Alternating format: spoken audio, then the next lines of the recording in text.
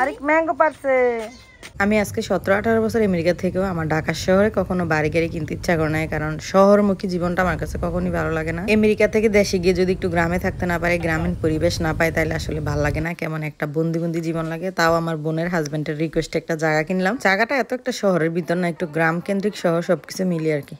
আসসালামু আলাইকুম, আশা করি সবাই খুব ভালো আছেন। আমরা ভালো আছি আলহামদুলিল্লাহ। আমার এই ভিডিওটা হলো বাংলাদেশ থেকে করা। আমরা যখন এপ্রিল মাসে দেশে গেছিলাম তখনের তৈরি।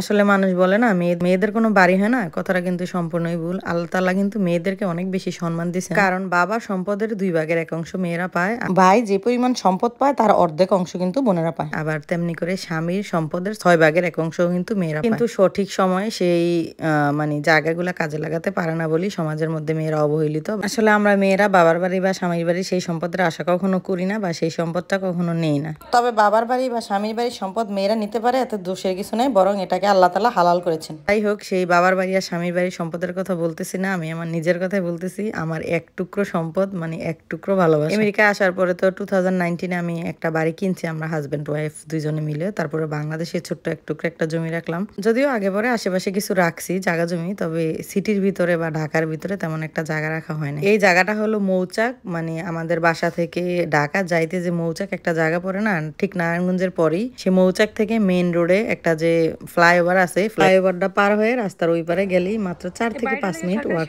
ডিস্টেন্স আর কি। তারপরে হলো আমাদের ওই জায়গাটা। এখানে টোটাল জায়গা আছে 6 কাঠার মতো। তো আমি আর আমার বোনের জামা আমরা দুইজন মিলে জায়গাটা রাখছি, কারণ হঠাৎ করে এই জায়গাটা রাখার অফার আসে।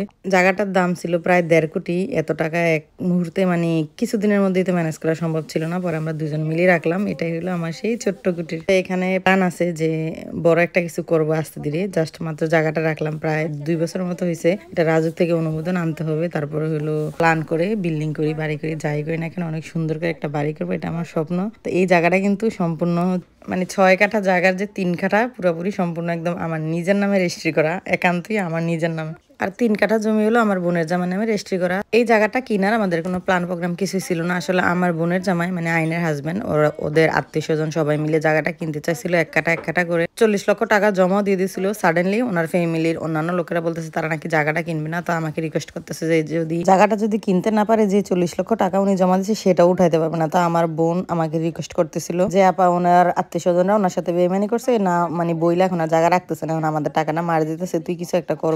ওই মুহূর্তে আমার কাছে কোনো টাকা ছিল না। পরে সম্পূর্ণ টাকাগুলো আমি ঋণ করে জায়গাটা রাখতে বাধ্য হই। মানে প্রথমত আমিও 40 লাখ টাকা দিই, পরে বলছিল 3 মাস পরে টাকা দিতে, বাট 3 মাস না, আবার দেখা যায় যে 2 মাস পরে টাকা চাওয়া শুরু করছে। পরে অনেক ধার দেনা করে অনেকটা রাগের মুখে এই জায়গাটা কিনা। তো জায়গাটা কেনার পরে এখানে আমরা একটা আপাতত লোক দিয়ে রাখছি, তারা ঘর বাড়িগুলো পাহারা দেয়। এখানে একটা 10 সিট বিল্ডিং আছে, যেমন 6-7টা রুম আছে, তারপরে গাছ টাছ কিছু টুকিটাকি আছে। আর এই জায়গায় কারেন্টের লাইন, গ্যাসের লাইন সবকিছু ছিল।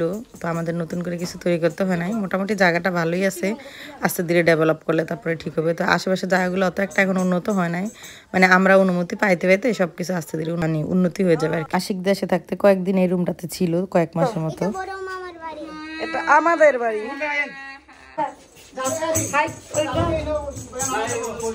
এখানে একদিন না থাকলে বাসার অবস্থা 13টা বেজে যায়। কি করে এটা দিয়ে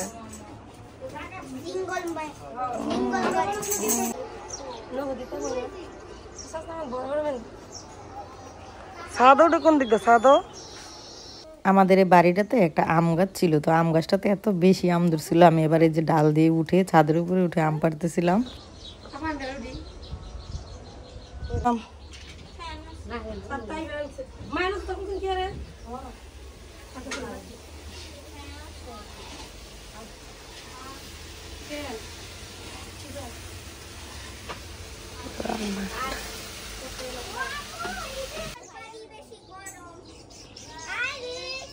বেশি গরম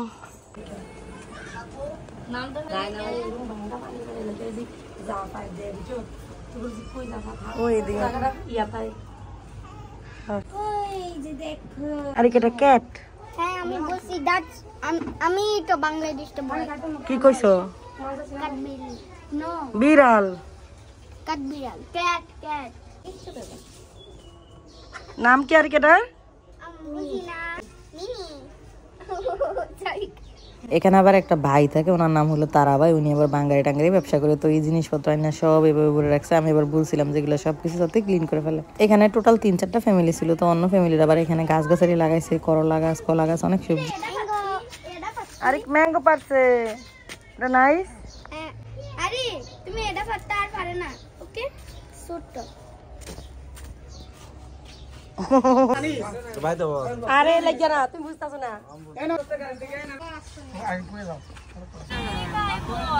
আমরা আবার এখন চলে আসছি প্রজেক্ট হিলসে। এই হলো প্রজেক্ট হিলসে, আমরা এখন প্রজেক্ট হিলসের কাছে একদম সরাসরি সামনে চলে এসেছি। আমরা এখন দাঁড়িয়ে আছি প্রজেক্ট হিলসার একদম সামনে। এই প্রথমবার আমি নিজের চোখে প্রজেক্ট হিলসা দেখলাম, এইবার বাংলাদেশে এসে। এখন পদ্মা সেতুর সামনে আছে না, দূর আছে পদ্মা সেতু, আরো মিনিমাম 20 কিলো। এই হলো সেই পদ্মা সেতু। এবার প্রথমেই আমরা পদ্মা সেতু সরাসরি সামনে থেকে দেখলাম। অ্যাক্সিডেন্ট গুলো কই হয়েছিল যে মোটরসাইকেলের? এই বেলো খাবো। ইলিশ খাইছিলেন ওদের পাশে 3.5 ঘন্টা ধরে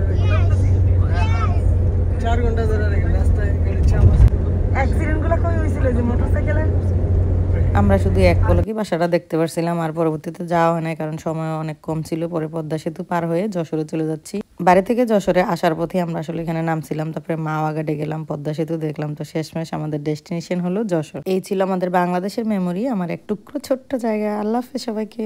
আমাদের জায়গাটার একদম পাশে এখানে বিশাল বড় একটা ইউনিভার্সিটি হইতেছে, সবকিছু ভাঙচুর করে দিয়ে ফেলছে। আইন আবার বলতেছিল এখানে ছোট্ট একটা বাড়ি আছে, এটা নাকি সরকার 4 কোটি টাকা দিয়ে কিনে নিচ্ছে। 2 বছর আগে আমরা জায়গাটা যেই দামে কিনছিলাম, এখন তো জায়গার দাম অনেক বেড়ে গেছে। আর ভার্সিটি হলে এখানে জায়গাটা আরো অনেক বেশি ফরওয়ার্ড এবং সুন্দর।